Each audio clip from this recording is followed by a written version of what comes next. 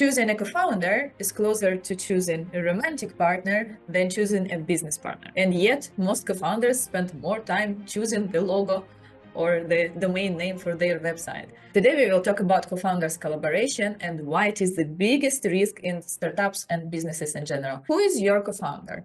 Your co-founder is not someone who just helps, or it's not your good friend and therefore he or she is a good co-founder. No, it's a person with a shared vision, mission, and values. Most early stage startups don't fail because of the product. They fail because of co-founder conflict. From the research and real startup cases, top reasons are unspoken expectations, values misalignment, power struggles, unresolved emotional conflicts, different long-term visions. And all of these risks and conflicts are appearing not during the honeymoon phase, but later when the reality hits. Most venture capital-backed startups have two co-founders. Solo founders are way less likely to receive VC funding. It's rather an exception, approximately 17% out of the total. So majority is two co-founders, and therefore we compare this relationship between two people to romantic relationship. And here we come back to the emotional intelligence, why it is so important to talk about things which we usually do not talk, or maybe they are a bit not comfortable to talk about, or even weird to talk about,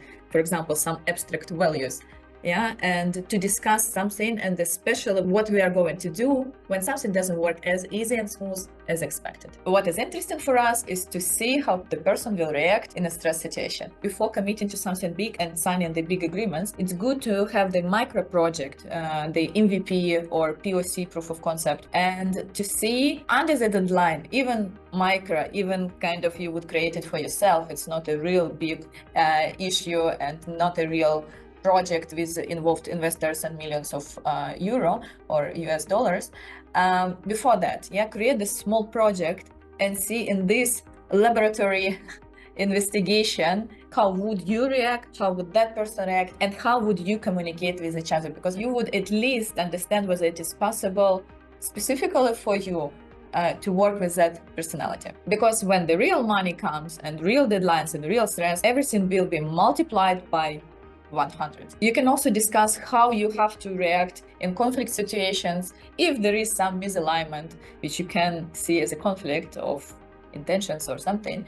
Then see how it is actually in reality and compare what person said to what person is actually doing. And it is super crucial to discuss money. Super uncomfortable topic, it's very difficult, but when this is not clarified, not agreed upfront, it's a major risk and possibility to break without achieving anything. So here we have to agree upfront about our shares, how we split percentage, expectations on salary, equity logic, lifestyle needs. Do we work 24/7 or do we actually have life besides our business? And risk tolerance. Do we want to go big or go home? Or do we play safe? It is important to clarify it upfront. And it is very important to agree on values. Regarding values, I made a big research. To receive my Executive Master of Business Administration, I was writing master's thesis, and the topic was how do the similarities of co-founders' values shape the perceived effectiveness of their collaboration. There I was interviewing couples of co-founders and their values and perceived collaboration with each other, and compared those couples who have high perceived effectiveness, because it's like self-evaluation of how effective you are in your collaboration and in your business and in your startup. So I compared those couples with couples who are, let's say, less happy in their effectiveness and collaboration with each other. A bit of theoretical background. There are two types of values according to Milton Rockich. The first type is terminal values. Why do we live in general? What for do we in general live this life? And the second type of values are instrumental values. How do we live the life? So not about startup, why do we do startup? No, it's why do we live in this world, on this planet? And how do we live the life?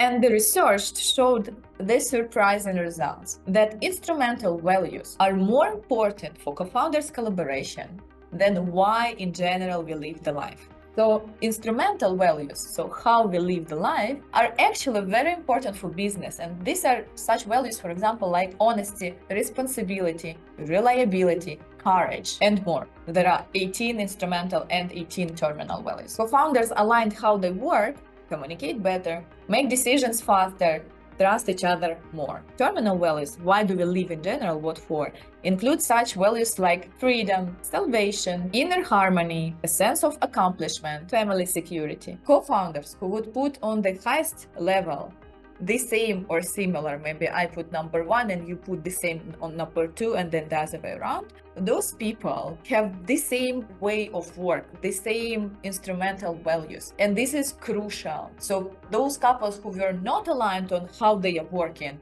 they probably just broke up and were not even in my research. They actually had lower self-perceived effectiveness and collaboration and satisfaction from the work with each other. But the same couples who are great working together, they have very different terminal values, which leads us to a very important idea. Diversity matters. And diversity is not about the percentage of women in the company or percentage of LGBT community or something. It's not about that. It's about having different perspectives and mindsets and different values of why we exist in this world. So this is way deeper. And of course, for that, it is great to have diverse gender, diverse religion, diverse background, diverse education, and maybe different focuses of what values. Someone prioritizes salvation, to be saved by the God. Someone will prioritize family security, and it's fine. And because of this, different perspectives, different angles which people would pay attention, why we live in general, what is important, people would also pay attention on different aspects of business. Someone will be more technical, other person more operational, another person more marketing driven by other people to have recognition and so on. So these different values give you that diversity which is mandatory for your business to be successful. What is also important for co-founders is to work in, so to say, sprints. So to set up for yourself, for example, 2 weeks long periods of time and some goals for those periods, or maximum monthly goals. And then in the end of that period, 1 week, 2 weeks, or 3 or 4 weeks maximum, sit down together and think and actually answer each other openly. Did we achieve something we planned in the beginning or not? And if not, why? And if yes, also why and how? And do we want to continue like that and plan the next sprint, next iteration? So this sprint review and retrospective on what it was and how to make it better is very important. If you need the support in these topics, co-founders collaboration, and how to resolve conflicts and our values and alignment, and how to plan better, and how to build that connection when it seems that it is not possible, just reach me out. We will find the way. In the description, you can see the contacts. I give the personal sessions and workshops and trainings. We can organize everything for your startup between your co-founders, which is the most important, for your leadership team and for the whole company if needed in general. For the exercise for you and your co-founder, I give you the tool. So there are 2 lists of terminals and instrumental values. I put them to the description also. Your exercise would be to sit with your co-founder and prioritize them from the top priority number 1 to 18. Yeah, what is most important for you in general in life, not for the company, not for your business or startup, but in general. Why do you live? And instrumental, how do you live? Yeah, terminal why, instrumental how. So you prioritize those lists and then discuss it with each other. This you can do without any facilitator, coach, without me, without anyone, just one-on-one discussion and thinking how would you do it and why it is important for you or why it is less important, and see, are you aligned and are you happy with this discussion? And if you see that your top instrumental values 1 to 3 are very much aligned between each other, congratulations, you have all the chances for success in your business. If you found this episode helpful, don't forget to like, subscribe to Psychology and Business, and share this video with your co-founder. See you in the next episode. Bye-bye.